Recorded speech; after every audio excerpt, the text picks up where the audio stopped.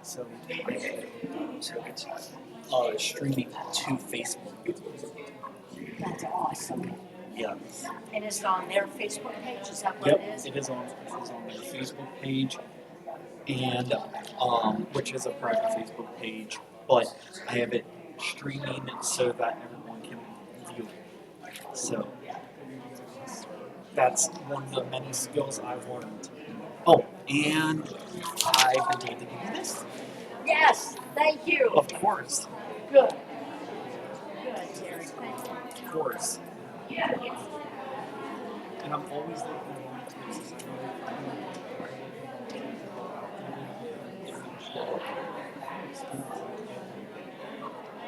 I used to be a video for this before I started. I've done can you just use your own email addresses of personal domain? We pretty much are using Gmail. So I don't know if you use Google or Google Phenomenal. Your church might be eligible to apply for the grant, which is Google Workspace. Yes. We actually, the Colerain Council of Neighborhoods uses Microsoft's Word from Microsoft 365. Good, thank you. Now I need to get my purse out there. Oh, my goodness. Oh, you looked at it over there. Good.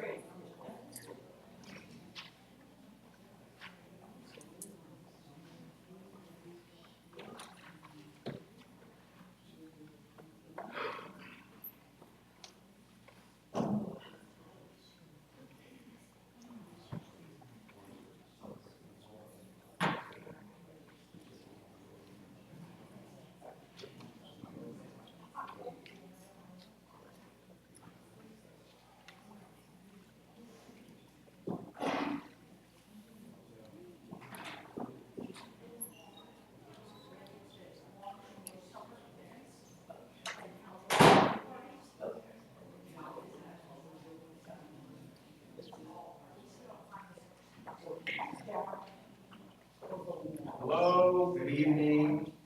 Let's see, does this work? It does work. That's great. My name's Adrian. I'm the morning anchor over at Channel 9. And I just want to say thank you first and foremost to the Colerain Council of Neighborhoods for seeing the work that we've done at Channel 9. We've been on a push for the better part of the last year, trying to do things like this, hosting conversations, holding conversations, looking for solutions in specific areas across the tri-state, and going directly into those neighborhoods to find what those solutions look like locally. Because as we all know, neighborhoods are all different, and the problems, while they may be similar throughout the tri-state, sometimes the solution is different depending on what the neighborhood is or what the community is. So again, just first and foremost, thank you for having me out here to sort of help in this. I'll just reiterate from the beginning, this is a forum, this is a conversation for you. This is not me, and so I'm going to try my best to sort of guide it in the way that you want to have this conversation. Also, just thank you here to Reverend Kathy from Unity Garden Park for hosting here tonight, Police Chief Ed Cordy, as well as Hamilton County Sheriff Charmaine McGuffey for being here to be part of this conversation as well. And thank you to you all for showing up tonight. I know it's cold outside. It's not always easy to sort of get up and about after the cold snap that we've had the last few days. Fortunately, it's warm in here, so appreciate you being here. And as mentioned, we're just going to try our best to have a really honest and I imagine at times possibly emotional conversation just based on what's gone on here in Colerain Township within the last 6 months and what we saw recently, just last week over there outside the Popeyes and the Walgreens. So just some sort of housekeeping notes. There's several of you who signed up to speak tonight. That doesn't necessarily mean that that's the limit here tonight. If you didn't put your name down on this paper, we do ask for you to come up. You see the podium and the microphone there. Just ask that you come up to that so everyone can sort of hear what you have to say, what your solutions are to some of the issues that you see right here. So is everyone good with that? Wonderful. I want to start if possible, just for, and the other housekeeping note, we're going to try and limit comments, at least for the first part, to about 2 minutes, just so we have enough time within about an hour for everyone to speak if they wish. Obviously, if we get to a point where only 5 or 6 people will come to the podium, we can obviously extend that conversation, but we just want to be mindful of everyone's time as well. And then the last sort of housekeeping note is you all hopefully were able to fill out that questionnaire when you came in tonight. So even if you don't speak, your solutions, your thoughts about what's going on are very, very important in making your voice heard, whether, again, it is your actual voice tonight or pen and paper. And so the Council of Neighborhoods is going to take that information, compile it into a report that they give to the trustees. And I believe there's at least one trustee here tonight. Is that correct? Yes. That I met? Yes, there you are. I was trying to search you. You were in the third queue first. And get that information in front of the trustees at their next board meeting, which I believe is next Tuesday. So there's a very real chance to get your voice, your thoughts out there very quickly in doing this. So with that, first and foremost, if we could, I guess sort of talk about some of the issues that you've seen and that you're up against here in Colerain as the chief of police, and I'll extend the same question to the sheriff in a couple of minutes, and then we'll get started. So It's pretty broad topic there, but let's see if we can get that in a couple of minutes. Everybody hear me correctly in the back? Well, right off the bat, I mean, just an overview of Colerain Township. We are one of the busiest, if not the busiest suburb of the Cincinnati area. We respond to more than 45,000 calls for service per year. We have over 59,000 residents and about 43 square miles. For reference, the city of Cincinnati has 970 roughly cops and about 96,000 calls for service. So we're close to half of that with a fraction of the number of officers that they have. We will have any kind of call that you could ever imagine that would happen here in Colerain Township. Obviously, we can talk about what happened last week versus we could have barking dogs, did something like that. It's pretty vast. So unfortunately, the type of criminal activity that's happening in Colerain Township it's evolving. It's changing just like it is throughout the entire country. We can look at our crime stats and say crime is down when we look at certain things, but crime is also different. The type of crime that we're responding to today is different than it was 10 years ago. The type of crime that we're responding to 10 years ago, if we just look at homicides, a lot of it involved family, domestic related homicides. Today, we are not, it is a different animal. While I would love to sit here and tell you intimate details of some of these homicides, I can't. It would not be appropriate for one, and two, it would just completely hinder our investigation. I'm telling you, when it comes out and when we can share about Popeyes, remember this moment. It is a different type of investigation that's required to happen. It's scary. It is, having less officers is never the answer. You know, with us having 2 failed back-to-back levies, we had to take our officer count from 69 down to 58. That is a massive reduction in officers when you have a smaller department. And you have that reduction, unfortunately, that is only seen at the patrol and proactive area. The other functions still have to exist. Our investigations still have to exist. Our school resource officers still have to exist. We have to keep them at the same numbers. The only number that can be changed is that patrol officer, the number of police officers that we have out there on the streets handling those 45,000 calls for service.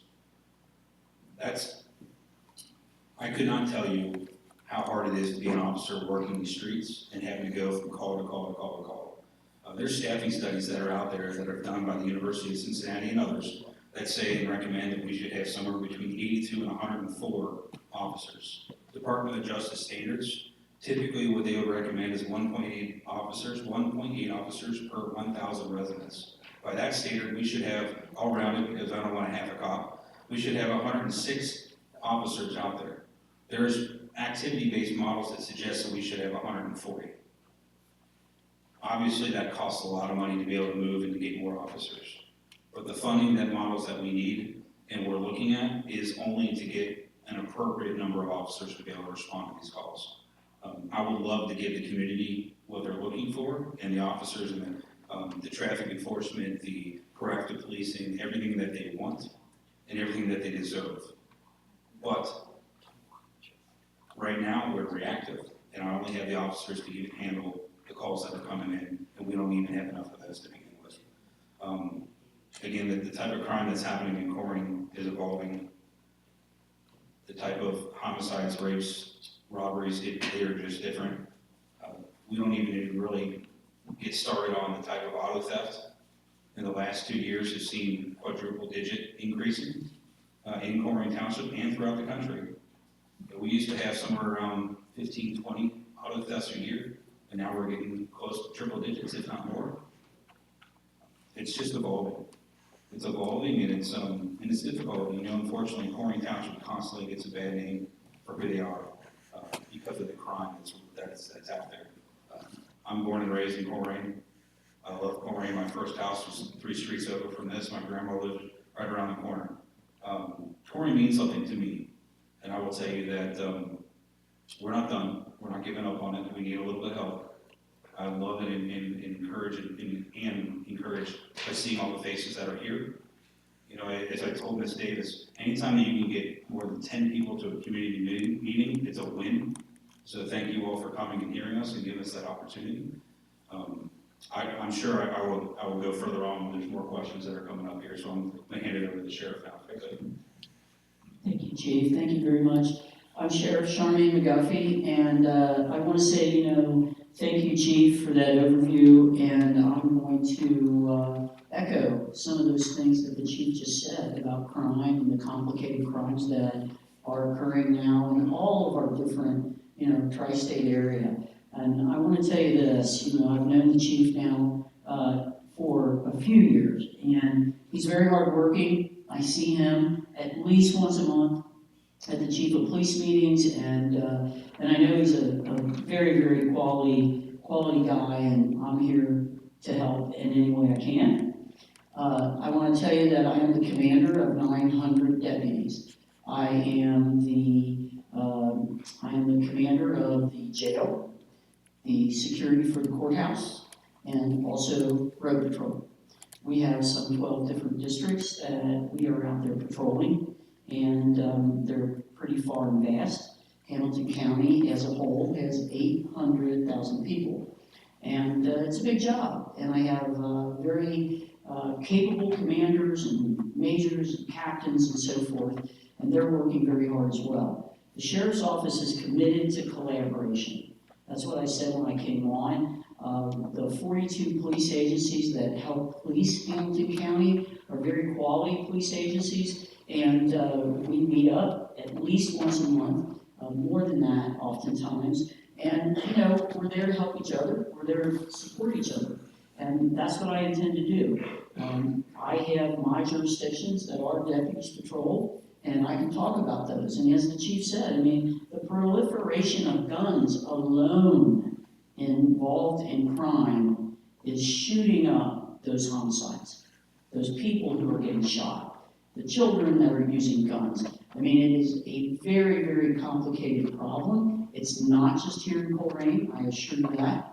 There are many different neighborhoods that we patrol that we are finding that same kind of problem. Auto thefts on the rise, gun violence on the rise, gang violence on the rise, things like that. I do have a violence prevention task force that we are working in Hamilton County and along with the city and so forth, city of Cincinnati, to bring people to the table who are actually boots on the ground in these areas. And they're men and women, black, white, you come from all areas of our society, and they're there to work with these kids, to intervene, to create programs, to help with mental health, to help with, school issues and so on and so forth. And we're getting a lot of traction. We have a lot of great programs that are working really well. But it is a large problem. I'm here to also answer questions, and I appreciate you inviting me. I'm an elected official, and anytime anybody invites me, I'm certainly going to show up. So thank you. Thanks, Sheriff. Let's just get right into it. The first, I'm going to try and call numbers because that's how we started the list, but if not, I will have to just use sort of the first name. But the first person who signed up was number 11. If you know your number. Otherwise, it's Emily. No, I didn't sign up. You didn't sign up. You were not signed up. Okay. You're sure you don't want to talk? Yeah, right now. No, I understand. I understand. It's always kind of scary to be the first. I did put my name on the Yes. website, I put it in, that's what I. That was what it was. It's housekeeping things. This is what happens. It's totally fine. Hopefully, or maybe you will want to talk later. The second person I have on the list is Harry. Step up to the podium. Thank you. Hello, my name's Eric Cushman. I'm a resident for over 45 years in Colerain Township. I've lived in the same house for 45 years, and I live in a very challenged neighborhood. I live off of Gazelle near Memory, and about 2 years ago, we were in our house, and we heard gunshots. 22 of them was caught on my ring camera going into a house 2 doors down from me. First person to show up was Colerain Township. And then after that, it was the sheriff's department. And then after that, by about 23 minutes after that, Colerain showed up. I gave the ring footage, which I still have. You can hear the gunshots on it. And that house is still being rented. It's one of those, what's the name of the housing people that rent out? No. That's it. And ever since they moved in 3 years ago, there's been constant activity. Colerain Township has been there numerous times with numerous patrol cars, which I got on my ring. And that just needs to be done to these people. They go in and out, there's people going in and out every night. Double parking, going into the house, coming out of the house, and leaving. So I feel it has to be drug related. And I don't think anything's really being done about it. I'm not being told anything is being done about it. I was complaining about it, and nobody seems to want to talk about it. So I know you guys are challenged and all that. I just had a little, not scuffle, I shouldn't say that, with Officer Boyd. And we're arguing about a parked car for like three or 4 months. In fact, I messaged you about it. chief, and I got involved with somebody else. So I thought maybe he would, reach out to me. No, Officer Boyd came out. And probably about two to 3 weeks after that, he made a point. I told him, I said, I'm not seeing their presence here at all. I'm coming up here almost every day. I'm at the end of the circle. Every car comes up and gets photographed. Every car, which I still have. And he says, well, I've been coming up here. We don't accept the ring camera because there's fault with it. I said, fine. So after that, starting about 2 days later, knocked on my door at 6:30, 7 o'clock in the morning. I'm just letting you know I'm here.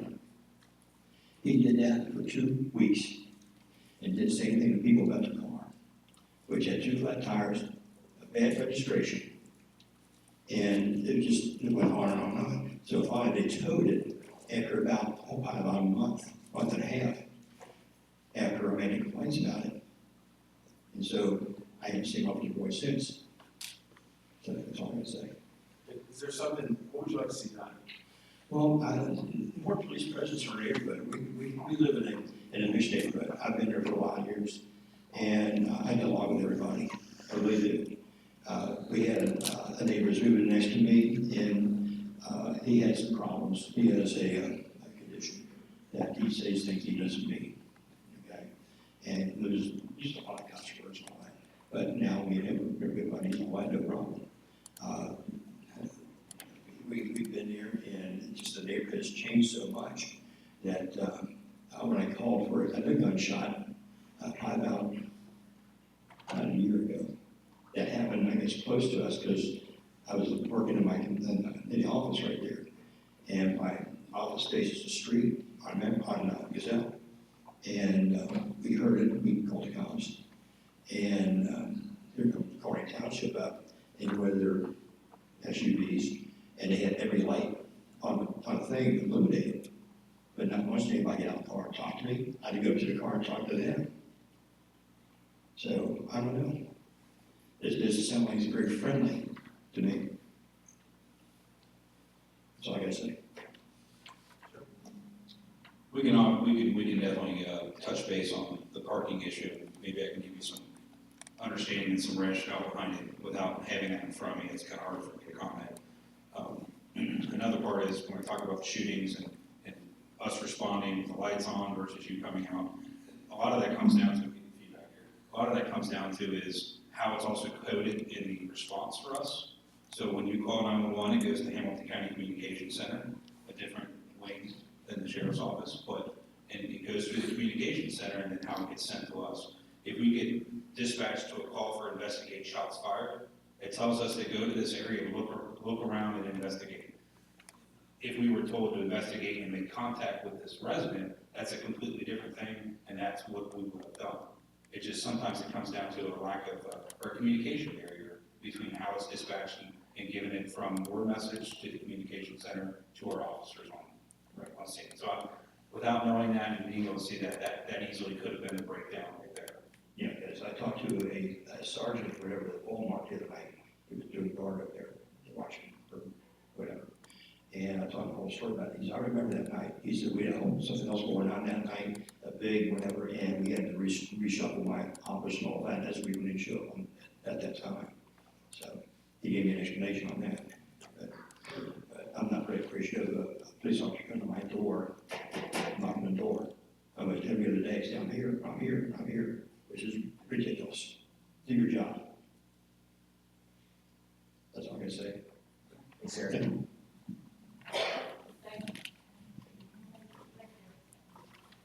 I don't have a name for number 13. Is a woman in a white coat. Did you? No? You're still on the fence? I'm not speaking. Not speaking. I am her speaking. Understood. Not Understood. Totally understand. How about number 14? Michelle. Welcome.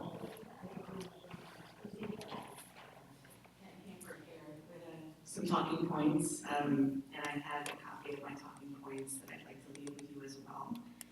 Hello and good evening, everyone. My name is Michelle Lewis, and I'm a resident here in Colerain Township. I appreciate this opportunity to speak to everyone today.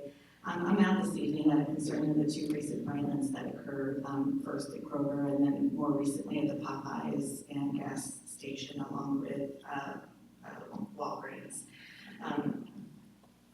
Please just cut me off if I've gone too long here. I'm going to condense what I've had to say here.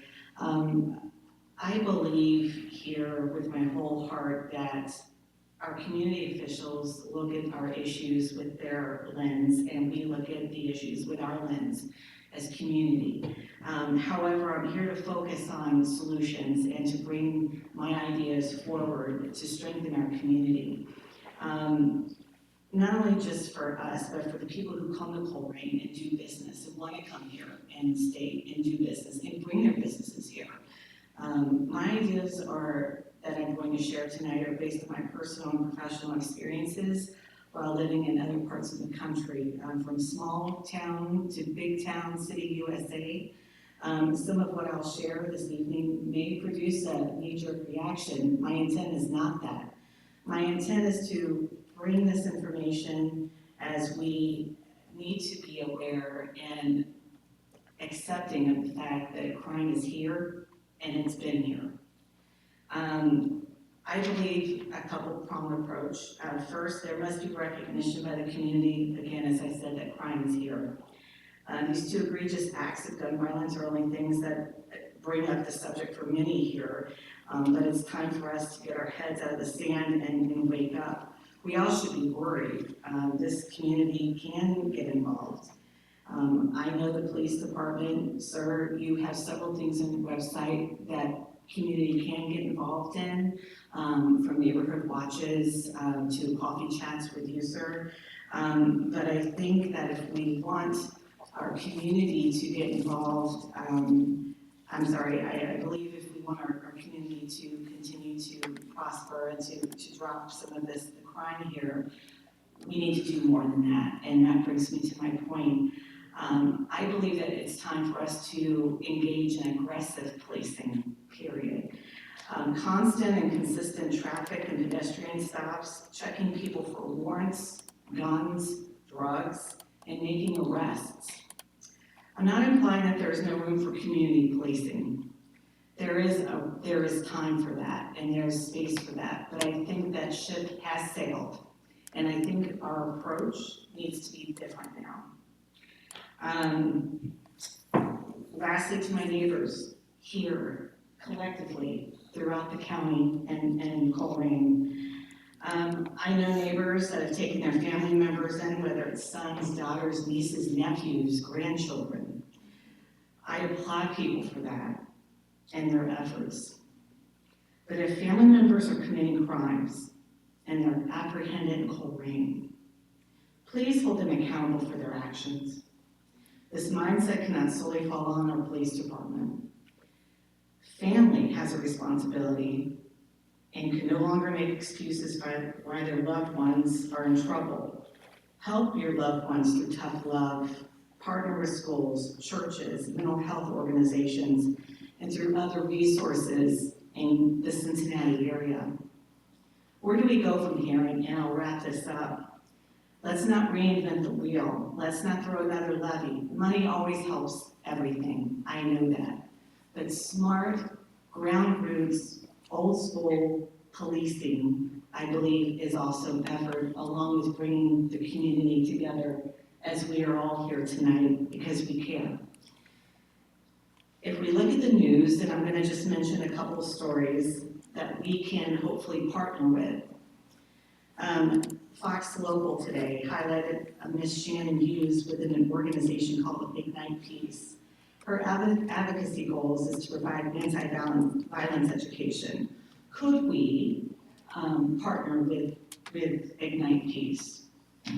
Secondly, my reference is an article through the Cincinnati Children's Hospital, Moving Beyond Thoughts and Prayers to Curb Firearm-Related Injuries Among Children, that was just published on January 7th of 2025. This task force reduces firearm, well, they're looking at reducing firearm-related injuries through collaborative efforts in safety, gun violence prevention, and advocacy efforts. Could we partner with that group to see what those practices may help our community here in Colerain Township. And lastly, for your consideration and for everyone's knowledge, the city of Cincinnati, their mayor just recently announced the release of Act for Cincy, and I wondered if that is the same program that you spoke of, Commander McDuffie. But for those of you that are interested, this approach, it's a blueprint for Cincinnati, looking at how to curb violence, to approach prevention, prosecution, and reducing violent crime. And so I think there may be an opportunity to review the plan and possibly obtain some best practices for Colerain Township. And so with that, I'd like to, again, bring this document to your attention for the township, for their record. And if anyone has any questions, I'm happy to be involved. Thank you. Thanks, Michelle. Thank you, Michelle, I appreciate that. I keep feeling like it's cutting in and out of me. Probably the easiest way for me to respond to this is, I agree. I agree with everything you're saying. Aggressive policing, that is 100% where I think we need to be, okay? But unfortunately, it takes staffing. Staffing is by far where we are lacking.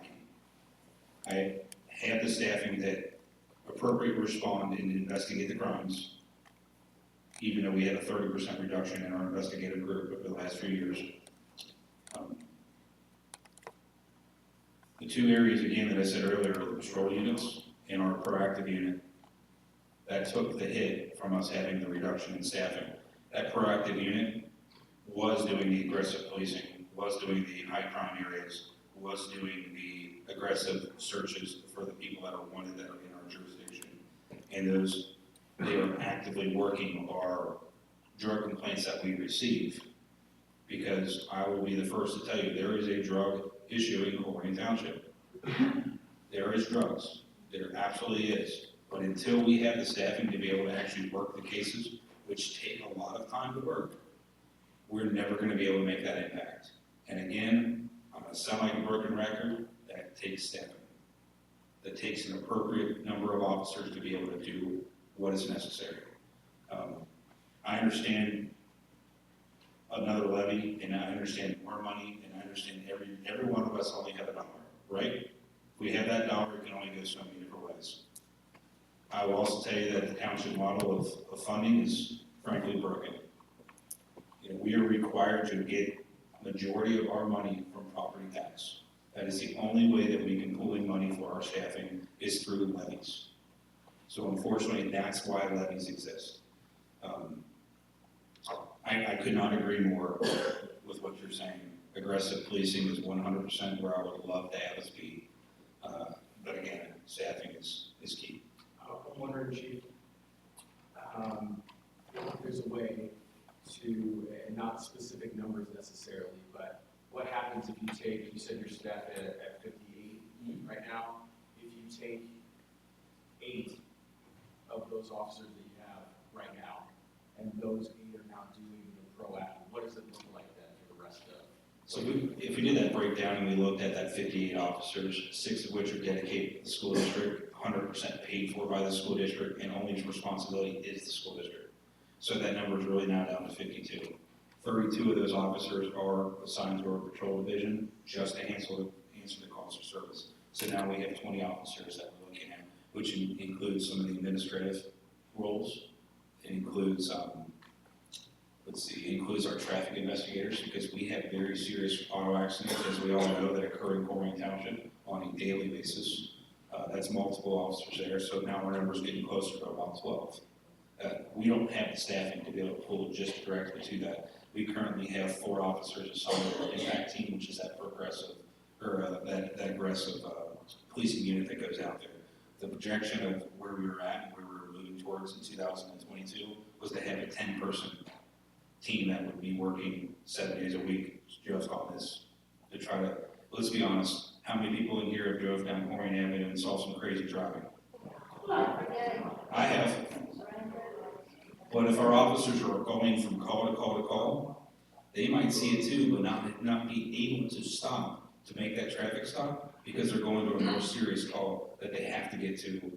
It might not be the group, okay, if it's serious, why aren't they doing lights and sirens? Not every single call that we respond to are we allowed to go lights and sirens too, but we still need to get there. We still need to be there quickly. We can't even initiate the traffic stop because we need to be there. Muddy to the water. We are not Cincinnati. We are very unique. Colerain is not Cincinnati. And I think our approach has to be a little bit different. I love everything you said, but and I agree with everything he says. I support a levy. I support it for the cost of a case of beer. I can have more cops on the street. You're darn right. I support the levy to solve all his concerns. But I also believe, Chief, that we need to start digging into our department and finding out what we can do better with what we have. And when we do a good, solid analysis by having a committee of you people come together and do a look-see, I think we can provide enough feedback where people will know what they're getting for their levy. Nobody wants a levy to get the same old, same old. We need to come together another day and figure out what can we do better. But we are not Cincinnati. This is not the majority of the violent, serious crimes here are not us doing it to each other. That was the good old days when we had domestic violence cases. What we have now is people coming in our community and victimizing us. And I think we need to tweak what you're talking about to address that situation. And sorry, I just could not get right. Can you say who you are? Oh, okay. My name is Carrie Davis. I'm with the Greater Community Groups. We are a mentoring organization that helps other nonprofits to get up on their feet, to pursue their missions, and to be successful. I am a facilitator for multiple nonprofits, including the local Colerain Council of Neighborhoods. And because I've lived here for 60 years of my life, I give them 99% of my time because this is my community with my family here. So that's why I'm sorry, and I just can't shut up. So what I'd like to share regarding that is, yes, you're absolutely right. When we talk about our efforts to bring intervention, curb youth violence, and things like that, we do have that task force, and our task force meets once a week on a Tuesday, every other week on a Tuesday at the same time, same place, so everybody can find us. We've been having that meeting for a good year now and more, and we attract people from all spheres of the help industry, people, citizens who want to help, people who are involved in our school systems. We have a group of men, Brothers Inc., who are dedicated to getting out there as men who, we really need these men to go out and mentor these kids and create some basketball hoops, Saturday hoops, and things like that. So we're very involved in that. I go to every meeting, and my staff is there as well. We're very committed to collaborating in that way. So if you'd like to engage with us, anyone is welcome. And I think you'll hear when you come to the meeting, some of the real issues that are facing us, and most importantly, some of the solutions that we are working on. And I think that will be valuable. So I appreciate that, and of course I agree with the chief, you do have to have officers. You have to have the officers out there dedicated to particular things that they're working on. And then those officers become very educated as to what they're doing. Sure. Because we have some time, I only have a couple other people at least scheduled to speak. As part of setting up for this conversation, there were a number of people who spoke out on social media. They were sending me messages to the council as well, asking some questions, having some solutions. The one that I saw the most was about flock cameras. We've obviously reported on them at Channel 9, and they've gone up in different areas. They're up in Delhi, where I live. I just heard from the township administrator in Westchester, he's like, I just saw you there at 6 o'clock. We've had a great success with the flock cameras. If you guys have any questions, let us know. I'm just wondering if that's a thing that's been looked at within the police department, and where, I know they're in Hamilton County, but I don't know exactly where. What does that look like for Colerain? Can you describe exactly what it is? So a flock cameras, and see if I can get this right, I'm not the expert here on flock, but I do dabble. So a flock camera is a license plate reader that is, I guarantee every one of you have drove past one in the greater Cincinnati area and probably didn't even realize it. All it gathers is the license plate of the vehicle. It does not do anything with people. It will gather the, the make, model, color of vehicle. It'll gather if there's any special like sticker, bumper sticker on the vehicle is kind of like a unique identifier. Aftermarket tires, I believe, is on there as well. But so for Colerain, is that clear for everybody what flock does? And all it is an information tool for investigators. So if you don't have a lead, but you knew that it was a black Nissan Sentra that fled from the scene, you could pull the data for all the black Nissan Sentras that are in that general area, and you would actually now have a lead. You'd be able to work a case, where previously you would not be able to work a case. So this has been brought to our trustees twice, December of 2022, and then I believe it was January of 2023, and our board has decided not to move forward with this. We had recommendations from Flock, somewhere in the neighborhood of 40 to 44 cameras. They are pricey. Back when we first looked at this, they're about $2,500 a piece. I believe there's somewhere in the neighborhood of $3,000 to $3,500 per camera per year. There is some, excuse me? For what you would ideally like in Colerain, how much does that cost? That's a really difficult one to answer. I mean, if we just went by what Flock's recommendation, it's been somewhere in the 40 camera range. I mean, you're talking $120,000, $150,000 depending on where you're at. But that's the problem with that model is that it's a yearly model that would have to be hit. It's not a one-time. It's not a one-time. And I understand there's a lot of concern about privacy. I completely understand that this part of the conversation, and you have privacy concerns and worried about how long is the data going to be held? Is there a possibility for data to be sold at a later date? I completely understand every aspect when it comes to privacy. Our boards has decided to land on the side of privacy. So, yes, so we do have flock cameras in Hamilton County, and we have them throughout, particularly the districts that we patrol, and we're working on getting more. We have flock cameras that are embedded in some of our schools that we were able to integrate into the school computer systems and cameras, so that if we have a swatting incident, for instance, we can actually look into that school immediately, and we can call up different rooms, hallways, cafeteria, and we can see, is there something going on? So that our officers are still coming, but they're not with their hair on fire, and potentially getting into an accident or something. But I will tell you, the flock cameras, we are using them, our investigators use them, and, regarding privacy concerns, I'll just say this, we use those cameras when a crime has occurred. So a crime has occurred, we use the camera.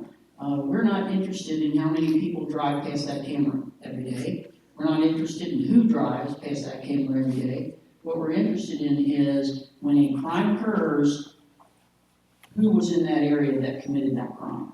And what vehicle were they driving? And just as the chief said, he's absolutely right. The data that we collect there is only stored for a matter of days, right? And when I say days, I'm going to say about 30 days or so. I think I'm right on that, chief. And, as I said, it's a tool. We're using it. And again, that's what I can tell you about what we do. Fortunately for my job, there's no job question, so I'm going to ask this one. Are you able, because I really don't know, I don't know if anyone else does, are you able to put cameras in, because you're Hamilton County, into a township or another if it's incorporated? Are you able to do that as a county? Or do You know, have to wait? Well, and that would be, honestly, my first answer to that is, look, this is the chief's jurisdiction, this is Colerain Township. The chief has absolute total control over the policing that occurs here and what they are using to do that, right? Those are decisions that I know he works out with the trustees and so forth. But even moving past that, in the interest of collaboration, I think that would be a question for the county commissioners. The Hamilton County Commissioners would have to weigh in on any kind of, funding in that arena.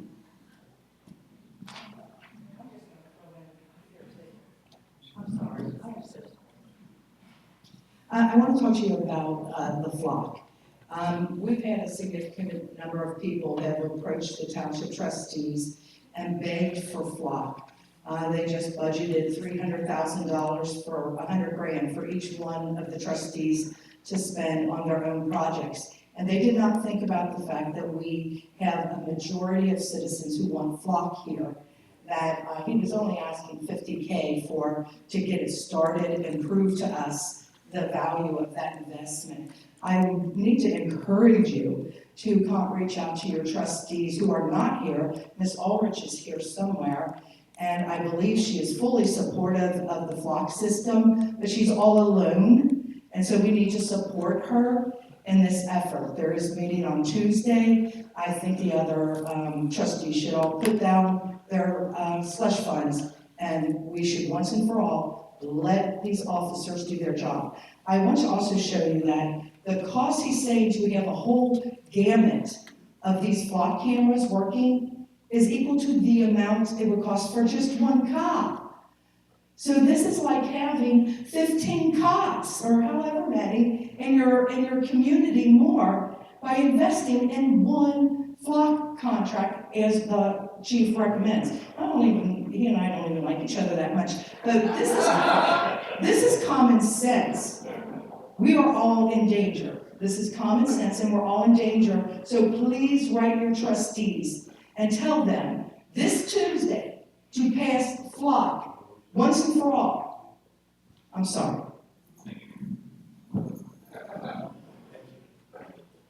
Can I come back to you?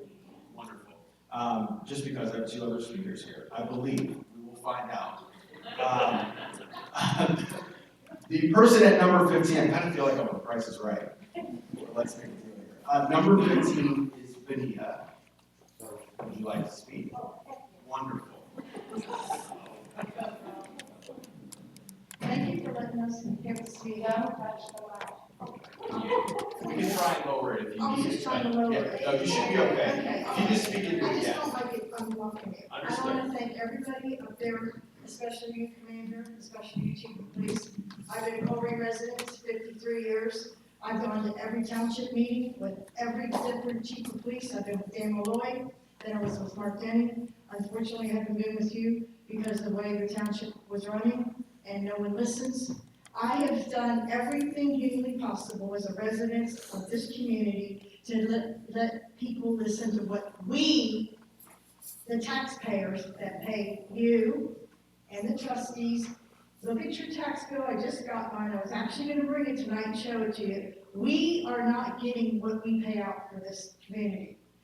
And what really makes me angry is what Carrie just said and you just said. Wherever you are, Kathy, why did you pay $2 million for a Sears building? Why did you pay $2 million of our money for a Sears building? So that right there makes people angry. And then about what is the real problem, what is the solution? And here again, beating a dead horse. When people buy property in Colerain Township and they live in Fort Lauderdale, Florida, and they're LLC, they live in California and they're LLC, they have no idea who they're renting to because they pay a management company. And the management company does no vetting, there's no background checking. As long as you have your first month's rent, your second month's rent, and your security deposit, we're rent to you. Then we, the residents that have been here 53 years, 45 years, 70 years, or whatever she said, we get to live next to these people. And I wrote every other Friday to Mark Denny the license plates. I was flocked. I wrote the license plates, the model, the color, the people that were in it, about the drug house next door to me for 3 years. 3 years I wrote it every other Friday. Here's a list of the cars that came by. Here's the list of the license plates. Here's what they did when they got out of the car. Here's how long they were in the car. Here's what they did. Lift up the hood, pull out the bag of stuff, set it down the pants, go in the house. Go underneath the bumper, pull it out from underneath the bumper, set it down the pants, go in the house. 3 years I wrote that. 3 years. Finally, Detective Hendricks called me one day and said, we're gonna work on your case. Praise you, Jesus. In a church, I can say that. That someone's finally gonna listen to us. But that's the frustrating point. The root of the problem is not you not having enough police officers. That's a part of the problem, but not the root of the problem. And why did we, as a community, quit allowing her and her team to come into Colerain Township? Why? Are we gonna say it's money? Back to the $2 million for Sears. Back to anything else. The $100,000 beautification project, that was a study that our trustees did to beautify Colerain Avenue. $100,000. $100,000 study to do roundabouts. A study, not the actual thing. And we don't own Colerain Avenue. ODOT does. You're not that dense, people. You're not that dense that you don't realize that. And finally, the people that own the businesses came to the township meeting and said, you put roundups in, we're gone. And that's what stopped that. And the slush fund, like they're saying, that's not your slush fund, that's our money. And we have every right to tell you what we don't like about you. But when you go to the township trustee meetings, here's what they do. Thank you for speaking. It'll put it on our agenda. So after 7 or 8 years, when you go to these meetings, other than Carrie, nobody else shows up to them that used to. Linda and Stephanie still do, because you're beating a dead horse. No one's listening. The root of the problem is quit selling these houses to people out of the state, and you're allowing them to bring people in here, and you're not vetting them. You're not doing a background check on them. You're charging $150 to the owner to rent a house now. You charge that. What do you do with the $150? You don't do anything. There's a street, and she knows this street is by St. Anne's Church. This woman has complained for 6 years.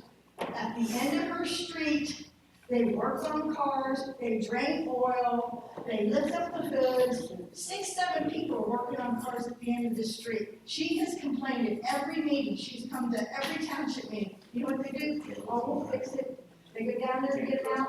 2 days later, they're all back. So there's got to be a presence that people have to listen to us, the taxpayers. And I understand your plight. I understand about your levy. I understand money. We all have budgets. They're called our income in our household. We all have to budget. But what really aggravates me is why you stopped the contract with them. Not you personally, but why did they stop the contract with them? Because the Hamilton County Sheriffs, when they were present in this community, it wasn't like this. It was a lot safer, a lot better. So you have to, not you, but the trustees, who I don't want to even talk to any of them, at some point you have to listen to the people. We're the ones who pay the money out to make you have a community. And the solution is start vetting people that you're letting buy these houses up. A new business is coming in Northgate Mall. Does anybody know what the new business is? I do. Nope, not a restaurant. They're going to open up the Escape Showcase cinemas. They're ripping them all out. They're going to put go-karts in there, trampolines in there, and some other stuff in there. Guys comes up to the speaker. Y'all, are you the owner that's going to sign the lease? Yes, I am. What name? State your name and address. I live in Orlando, Florida. That's where he lives. The new owner that took over that's going to make that. And then I'm going to bring a bowling alley here in 3 years also. So you don't even know about our community. You haven't asked anybody's input about our community, but you're going to put that inside Northgate Mall. You know what that's going to draw? An arcade, go-karts, and trampolines. Well, we're going to have certain times for the kids in the morning and then teenagers in the evenings. No, you're not. You are going to be at that estate 24/7 for fights and whatever else is gonna happen. So we as a community have to convince somebody that we pay the taxes, and you have to start listening to us. Quit making your own decisions and your slush funds and your $2 million Sears buildings. That was the most irritating thing that this community, the trustees ever did to this community. $2 million down the drain per building. And didn't tell anybody, just ran it right through us, ran it right through. And now they want to sell it and tear it down, and now they want the state to pay for it to tear it down. But the root and the solution is get to the vetting of who you're selling these houses to and allowing them people to come up and get into these houses. And when we call you and tell you we see drug deals going on, at least listen to us. You know, just listen to us. And if I'm giving you license plates, then Chief Denny says to me one day, oh, you know the license plates you gave me? A couple of them people, they had like, you know, weapons charges on them, warrants out on them. I said, yeah, figure it out what's going on behind me. That's all I got. Thank you. Obviously, a lot of issues that are mostly with the trustees there, right? Who aren't here. About something. I know. Yeah, I mean, there's just a little bit that I can comment here, because again, you're very correct, a lot of that is not me. And a lot of it is, you know, either prior administration or something that neither one of us were involved in. I will tell you that not a single police levy fund cent was used in the purchase of Sears. None of that whatsoever was anything to do with the police department. So at no point would any levy funds ever be used, nor is it legally allowed to be. So just to make it clear, Sears purchase was on the general fund, not anything to do with the police department. It's just saying that we purchased a building. The entity of Colerain Township might have purchased the building, the police department had nothing to do with it. I will also say that the $2.25 million that was spent on that would only cover about a third of our operational shortfall in a 1-year period.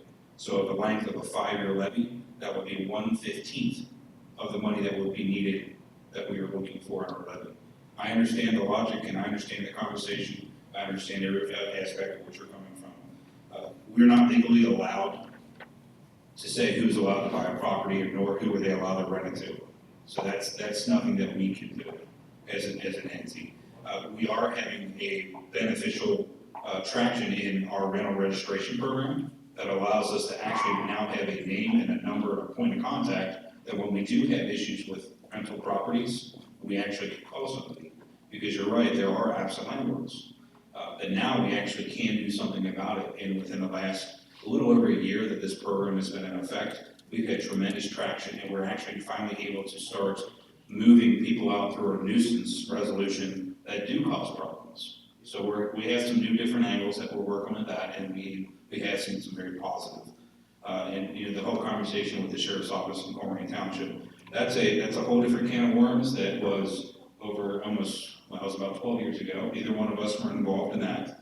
I would just say that money is a big deal, and it is a big part of it. And when you have supplemental contracts with the sheriff's office for additional services, it does cost money. And you just have to make the decision between either your police department or supplementing out with another department for additional services.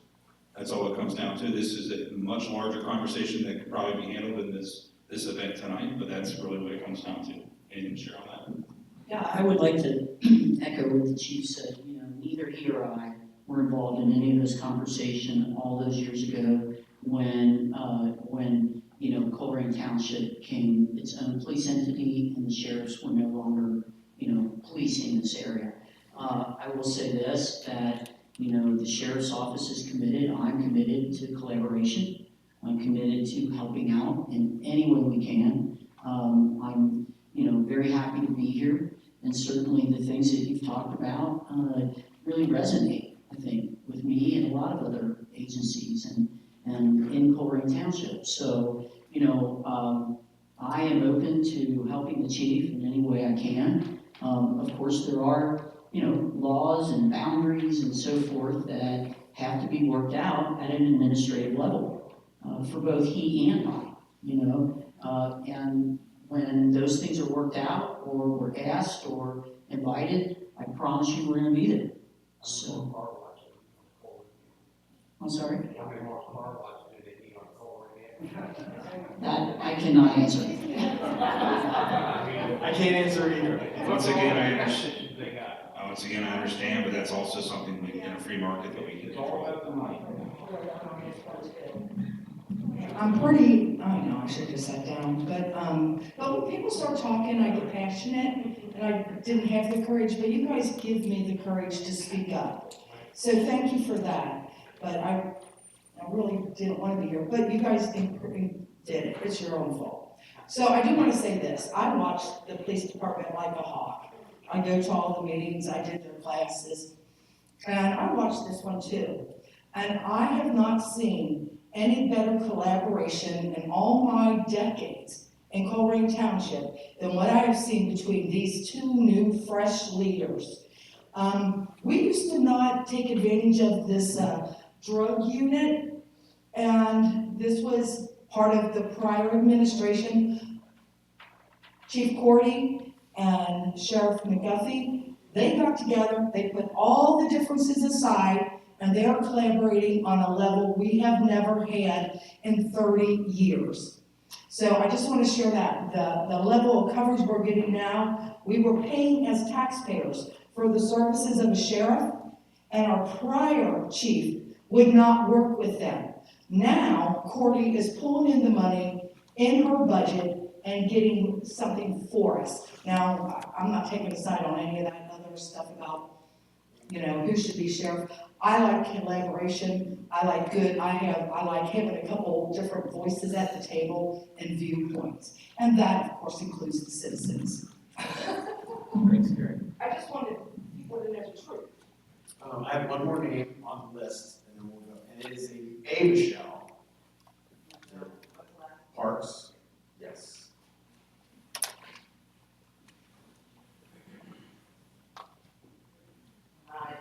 Hi, good evening. I think, and I'm doing this on a positive note, because I've never had a negative experience with the police. My car got stolen in December. It's a Kia, Sounds about right. well, it's on there. And the next day, it was found. They found it, they took, it's not the most important thing in Colerain Township, but they found it the next day. My house used to get broken into because it was empty for so long, and I called up the police, they came the next day, they did reports, and it was always positive. I feel like Colerain is safe. Coming from a person who's born in New York, I feel like it's really, really safe. It's safe when, in the summer, you go down the streets. I live in the complex behind Compton, and you see kids out there, like when I was a kid, where they stay out till the lights come on, and you wouldn't see kids out there if it wasn't safe. Another thing is, I know how frustrating it is that we don't have enough police presence, but what is that thing called that she was just talking about? Okay, so say we have 5 criminal activities in a year, it's not worth it. I'd rather have 5 police officers than something so expensive that may not be used, but only 5 times a year. I think the problem is we don't have enough police officers. And I know these are small things, but can we get more signs, like if you see a criminal activity, can we get them in more areas? Make them like if they have to be on every block, so people can call and they can call anonymously. I know some people are probably scared to call because they're scared of being hurt or any repercussions. And another thing, my heart goes out to what happened on Popeyes, but where the hospital I work, we have a panic button. We have a panic button, so if anything were to happen, we just hit that panic button, security comes. Is it possible or even realistic for the restaurants and stores in that Colerain area to have some kind of panic button? Like if she had foreseen something like this happening, if the fight got out of hand, she could hit that panic button and the police could come by. even if they just come by and see what it's like, maybe it could have been avoided. I don't know. But I know in the area where I live, there is a heroin problem. I know there is, coming from healthcare, you can always tell someone who's addicted to drugs.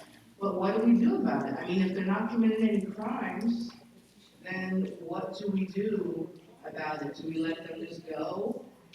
I mean, they can have kids home and it could be dangerous, but as citizens, what can we do about that? But I think the bottom line is that we need more police presence. And what is it that we can do in our community to do more until we can get more police presence? What can we do? What can we do to make it better? I think this was great. And I think one big deal is Facebook has Colerain groups. I think that's amazing. And what I found out over the winter is that Colerain people, if someone writes on there and they say, well, I need a coat, or my kids are hungry, or I can't pay my rent, a bunch of people in Colerain will come and help. That just breaks my heart. It's just like a family. You know, it takes a village to raise kids, and I think we can do it if we get better at it. The task force definitely seems like a good idea, but what can we do? I would definitely like to know that. What can we do to make things better? Oh, one important thing. What drives me crazy is I don't know if the police can even do anything about it, but nowadays, cars are going past the red lights. You have to wait like 2 or 3 seconds. There are probably 4 or 5 times when I probably could have gotten into an accident because I didn't wait. But, I mean, it happens all the time. It happens all over Colerain. It happens all over Cincinnati, you know, and the Kroger on Colerain has no stop signs, so people get killed. You know, I know I'm kind of going off task, but that's just, you know, but I think overall we have a good community, I really do, and I am proud of my neighborhood and what the police do, because I see them frequently, probably once or twice a day driving through my neighborhood. But I know you have a hard job, so, okay. Thanks, Michelle. All right, Michelle, thank you. I wrote down a few things here, so let's see if I can hit them pretty quickly. Document, I wrote down signage for criminal activity, panic buttons. So panic buttons exist. All three, Popeyes, Shell, and Dunkin' Donuts, all 3 of them have hold of alarm buttons. They're panic buttons. So they have the button underneath, same thing you would have at a bank. Like even Popeyes has one in their freezer. Because, you know, a long time ago, somebody once got locked into a freezer and, you know, went up. So those things exist all up and down Colerain Avenue. Every major store has them. It's absolutely real and it's there. Again, I can't go into Popeyes in detail. I will tell you that the entire encounter was over in less than 30 seconds. I will tell you that one of our officers was at public storage taking a report, heard it, and was there before the dispatch came out. So even having a flock camera maybe could have prevented Popeyes, maybe it couldn't. I can't tell you definitively what could have and what could not have prevented that to occur. Heroin problem, we do have a couple different resources that we can absolutely, if you know somebody or if you're able to interact with an individual and tell them, our fire department will absolutely help them and also work with them to be able to get into treatment. The QRT program that is through this area was started in Colerain Township. It has been mimicked state and nationwide. So that is absolutely something that we are glad to take part of, and the fire department leads the way on that for us. Honestly, right now, heroin is a problem, but the bigger drug issue that we have right now is meth in our area. So that is actually our major issue that we're dealing with. What can we do to help more, to get more police? Man, if I could answer that question, I don't know. I mean, to be honest with you, probably the best thing is allowing me to have an opportunity to get in front of people and talk and be able to share the message and be able to do that. When we had some of the different campaigns and getting out there, I found it incredibly challenging to get a group of people together. Because everyone wanted to look at this and what was on social media and got the facts from social media instead of coming and having a face-to-face conversation to be able to figure out what is factual versus non-factual. Here, I will tell you stats because I'm a numbers person. I will tell you what I know. I can tell you I'm not going to sugarcoat anything. I will tell you if crime's up. I will tell you if crime's down. Here, anyone's entitled to whatever they want to do. You're going to get me going, but I believe social media is a downfall of society. It 100% allows everyone to present their own opinions as facts, and then it spreads like wildfire. The amount of negativity that's out there is horrible. The things that even people will post on our, being a governmental entity, we cannot restrict because of First Amendment, which I support, but some of it is so horrendous that I just wish we could hide it, and we can't. So social media, once again, is please don't get your facts from that. Too many do. I would encourage you to attend, just as there's quite a few in this, in attendance here have attended our Citizens Police Academy, what Security was talking about. We can talk about that if you'd like. And red light violations, you're right, it happens, it's everywhere. And the way that the Ohio law is written on that, an officer has to physically see that and observe it. So when you actually go through a red light for a red light violation, the stop bar, does everyone know what I'm talking about? The stop bar, the white line. They have to breach that once the red light hits, to go through that stop bar for it to be a red light violation. So if they're entering the intersection and they breach that stop bar when it's still yellow, it's not a red light violation. But again, that has to be observed by an officer for them to be able to take action. So if there's a video of it, or if there's flock, logo, different cameras that are in these intersections are absolutely not allowed to be used for traffic enforcement. Flock does not do that, doesn't gauge speeds. When it gets a license plate, it's not going to say in the corner they're going 62 miles an hour on corner. It doesn't do that. It only takes pictures of license plate. The same thing with OGO. We can't use those cameras for any traffic enforcement. So I think I got them all. Hopefully I got all those. But So someone has to be killed or they do something about people running red lights? that's such a hard one for me to be able to respond to. I understand the logic. I understand the premise of the question. It's really hard to be able to answer that, to be able to, unfortunately sometimes we do have to be reactive. We don't want to. And the best way to curb behavior is to have a proactive presence. But again, that's the aggressive approach that we're talking about. We need to be out there. We need to do what we can to be able to make that instead of just phone calls. What is it, the Four Corners? You going in Springdale? Yeah, people cross that street. I mean, God forbid, eventually it's gonna happen. I can tell you since I've been with Colerain, which is the only police agency that I've ever worked, I don't recall a pedestrian fatal strike right there in that area. Now down south and southern part of Colerain is a completely different answer. But Voter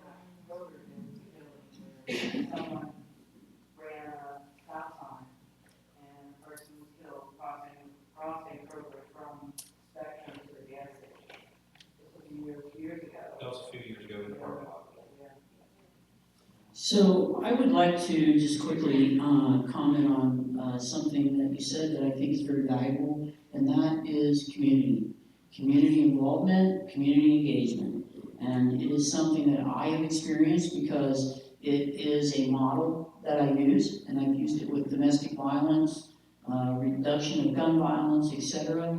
And what I find is when the people show up who have an interest, live in the area, in the neighborhood, etc., and they find out, just as the chief said, here's our facts, and we're all hearing, what is going on, makes us better with our witness statements, right? If we see something and we're supporting each other and we're learning things that help us help the police. And I have experienced that when we have invited the community. They respond, they come, they engage, they volunteer, and it's incredible what people can get done who don't wear the uniform to help us and really become eyes and ears for us, become people who give us feedback and say, hey, this worked, this didn't, and that kind of thing. So I can't say enough about community involvement and task force. I've created them. It's a model I've used for many different things, homeless people downtown, I've used a task force for that.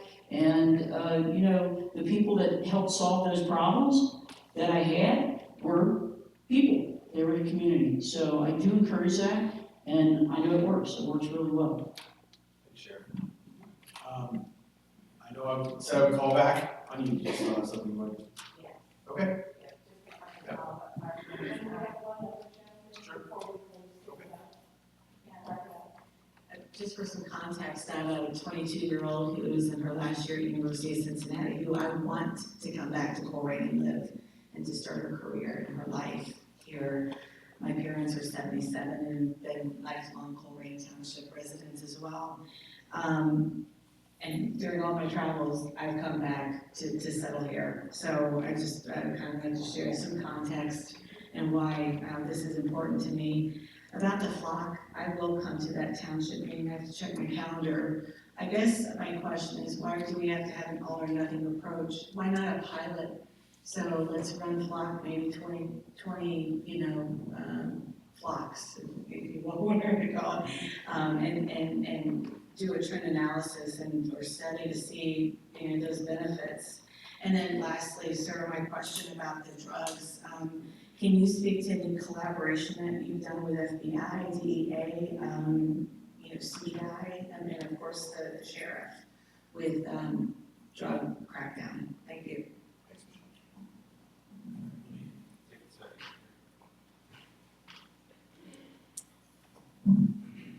So to be able to look at flock and be able to do it, a pilot, if you would, for flock and Colerain would require our trustees to approve the motion to enter into contract with flock. So for us to be able to even start that process, we would still need to have a 2 or 3 to be able to vote yes for it to occur. And second, we have our own drug unit that's starting to work some of our cases. It's only been in production for about 1.5 to 2 years, closer to about 1.5 years. We work with the sheriff's office unit, which is Renew, and we have a good working relationship with them. We have one of our officers that's working with DART, which is a regional drug unit, and we actually have one of our officers that is stationed with the DEA.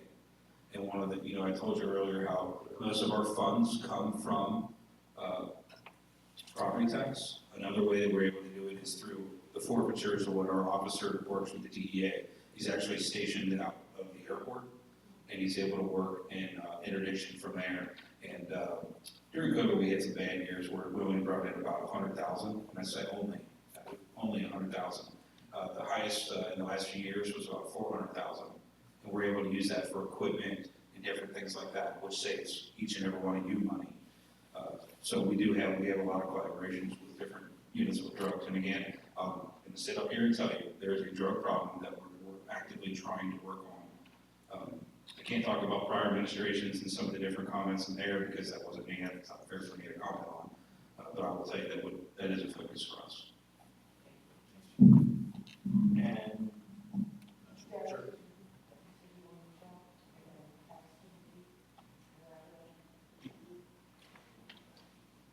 Hello, my name is Derek Goldschmidt. I am the interim secretary for the Colerain Council of Neighborhoods. I also oversee the youth committee and all volunteer services. So I wanted to bring to Chief your attention, I've noticed a lack of your officers patrolling in the Colerain area.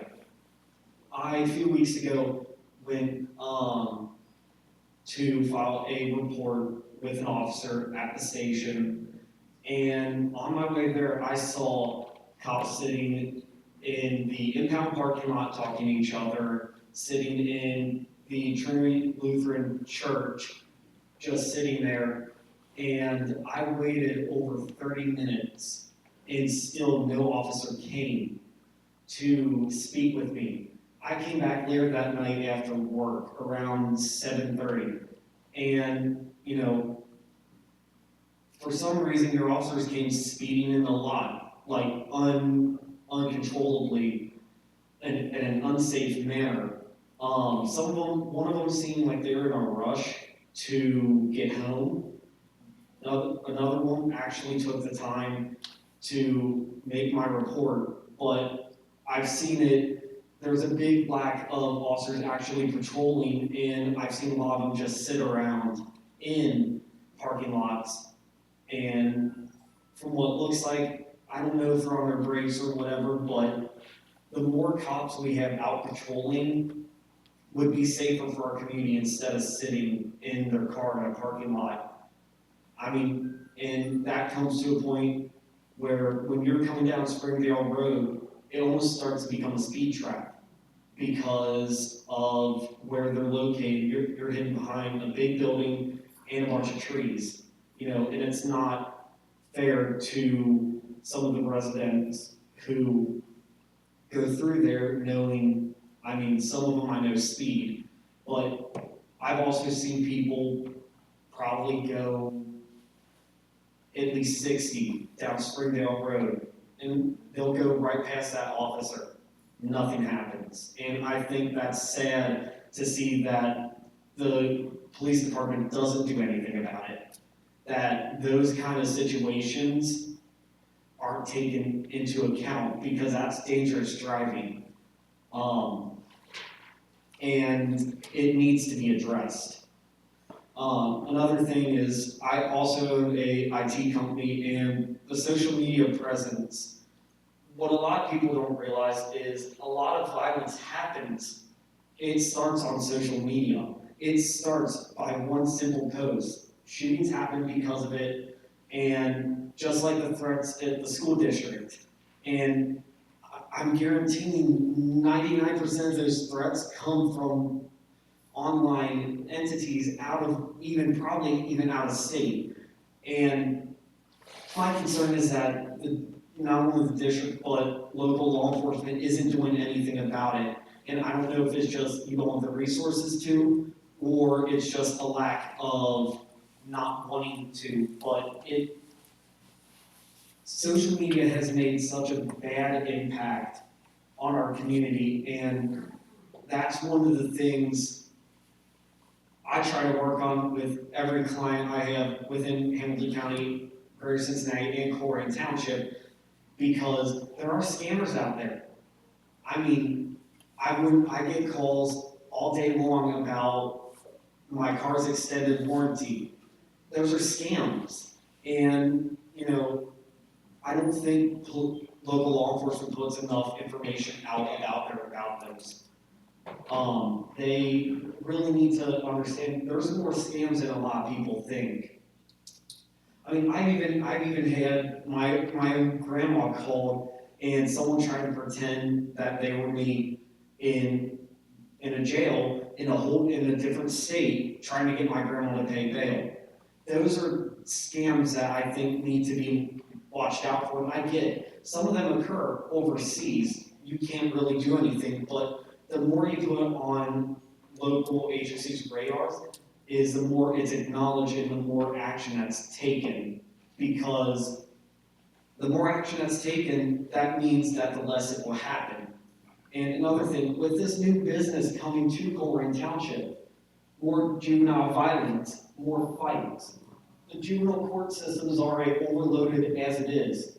And I, for one, went through Supersedes, an intervention program that is built to divert youth from going to jail. And I only see that being used in a court system where if Colerain Township could use it, and I know Sheriff McGuffey, you support Supersedes a lot, it would be a great benefit for townships to use Supersedes and to include them, because a lot of misconception. It's not a scared straight program. We may get a tour of the Justice Center and get to talk to an inmate, but it is that inmate trying to tell us, what's going to happen if we go down that path.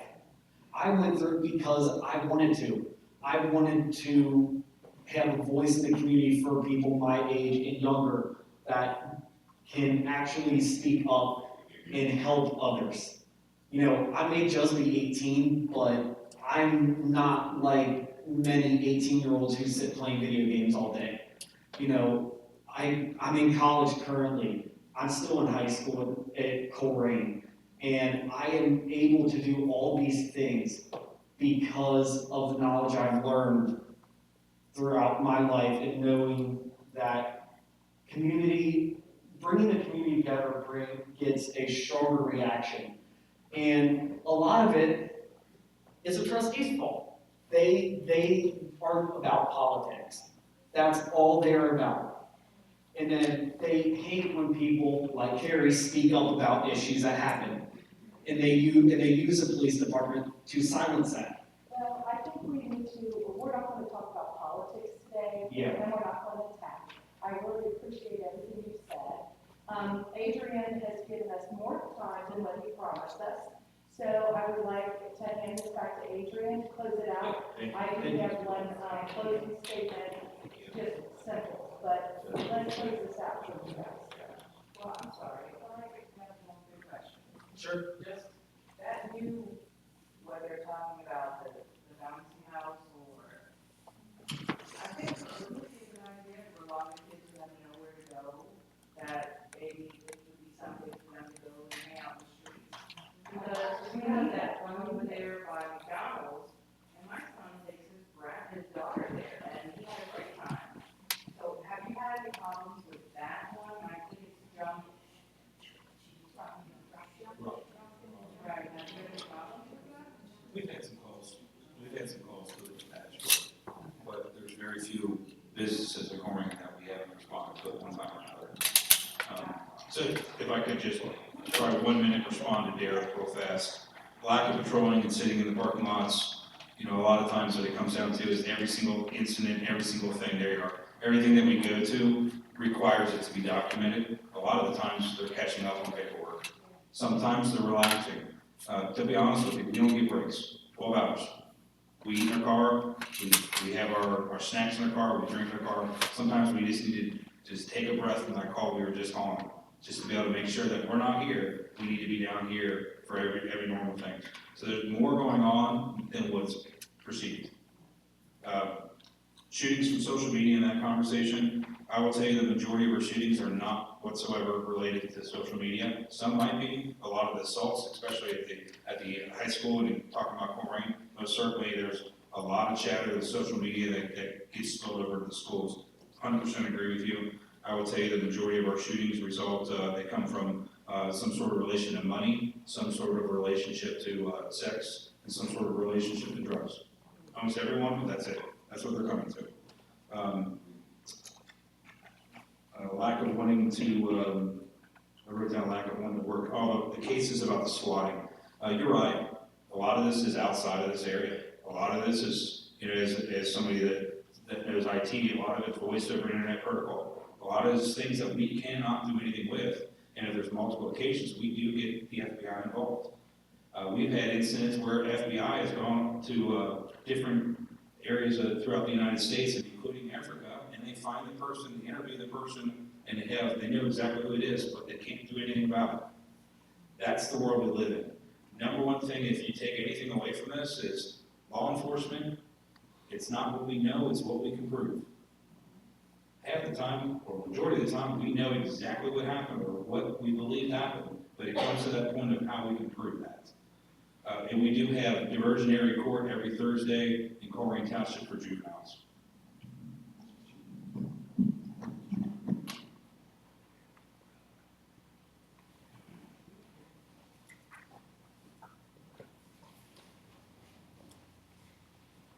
This is where I can claim my property tax.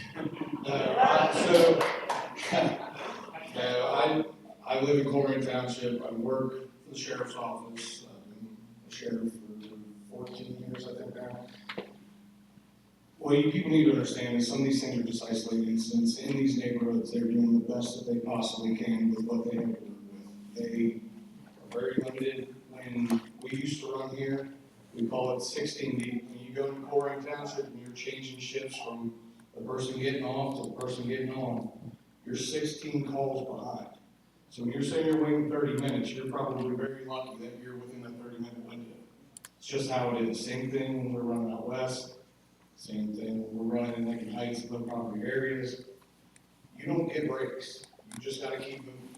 these guys, and you gotta remember, when they go to this hotline, and they just get done with this shooting, they have to process the scene, they have to go over everything, and then they have to go to whatever the next call is going to be. Understand, give that guy a break that might be sitting and finally getting something after the first 9 hours of the shift. Cut him some slack. There are things, 352-DOPE, that is the hotline for our drug unit. You can call us. If Colerain is backed up, we work great with Colerain. Even with the stuff that's going on now, we're working with them. We work with them all the time. We know them. We work with them for years. Some of them work with us, now they're Colerain, vice versa. Some work in Colerain, work with us. We might have all worked in the jail. Young man who was 18, if you'd like to work at the jail. No, thank you. No, thank you. But comes some slack. Now with this flock thing, this flock has been great for us as a sheriff's department. I can speak as boots on the ground for that. This has been unbelievable, and I'm telling you, not just drug cases that we work, but any case. It's not just car thefts, it's homicides, it's rapes, it's whatever. It is real time. I can see which direction. It's still frame photos, right? I'm just trying to give you an idea what this is. If somebody thinks it's, I think you were confused, maybe it was 5 uses. This Well, is. like five criminal events in the year, I didn't realize. No. We use this daily, and we use it, I'm telling you, there might be 14 guys in our office, and we're all using it on our cases. So this is, I can real-time track what light he's hitting as he's driving. So if we are looking for a homicide suspect, and all of a sudden the car that we know him to be in pops up at Galbraith and Colerain, and it's heading south, we know which direction to start heading to look for that car. It's real-time issues. This thing is very important. It's worth every dime, I think. One of our big issues is, there is drugs in Colerain Township. We work in Colerain Township, even though you don't see us. We're here, and we don't have flock. Flock would be great for us. Now, I know that you're strapped by budgets. I like to think outside the box. Is there any chance that businesses could chip in, do like, hey, we're going to promise working with businesses, hey, we're going to guarantee you $5,000, $10,000 a year for the next 5 years. Getting these people that this is ultimately going to affect. If your business is constantly getting robbed, if we're having these issues, just reach out, think outside the box. Same thing about lack of officers, sponsoring officers. I don't know if you guys do it, and the sheriff's office does it through our jail, that if you come work for us, we give you the opportunity, if you want to go get an education, you become a certified police officer. If the community can sponsor people, like, hey, I work with Anthony Munoz Foundation for youth leadership. They focus on all the youth leadership people. So finding these kids that are important in the community, that do great things in the community. I know that there's job fairs and stuff. I can't speak for the sheriff's office or Colerain Township. I don't know what we do with those, if we're involved in nearly as much, but that's a big thing. I think getting kids wanting to be cops again. Nobody wants to be a cop right now. It is the toughest job. We don't want pats on the back. Sometimes we get them, but it's a tough job. So, just be patient with us. That's all I'm going to say. Appreciate that.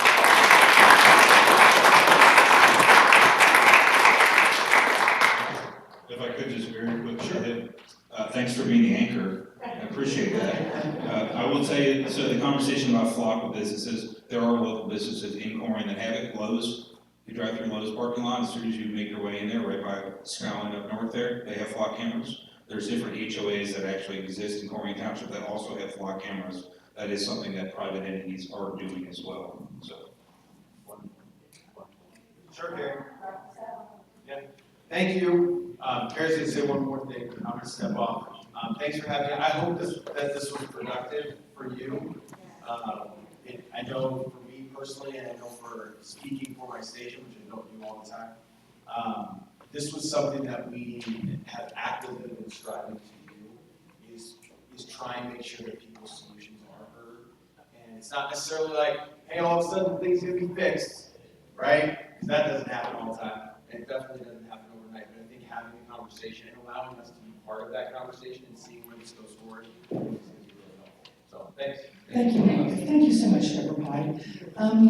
And you really brought credibility and lifted this event up so much better than I could have. And all three of you, you know how much I appreciate you, and I do see the differences coming. But I want to say to all of you, you are Colerain. Only when we do something is it we are Colerain. We decide what kind of community we live in. And that is only accomplished by working together across barriers and getting things done. There's one thing different about me. This will have a result. This meeting isn't let's sit around and chit chat and complain. What I know is going to happen is you guys are all going to go home and you are going to look up the trustees' email addresses and you are going to write them and you are going to tell them we want flock on the agenda on Tuesday and we want an upvote. We've got people being killed on our streets and they've got the money set aside. So we will have a difference from day one with this. So after this meeting, turn in your papers and please consider joining a committee for us to do quick task force solutions. I'm not into committees for working for 3 years on something. I don't want to do that. I want a quick task force to address concerns and get answers up or down. So thank you all so much for coming. Thank you.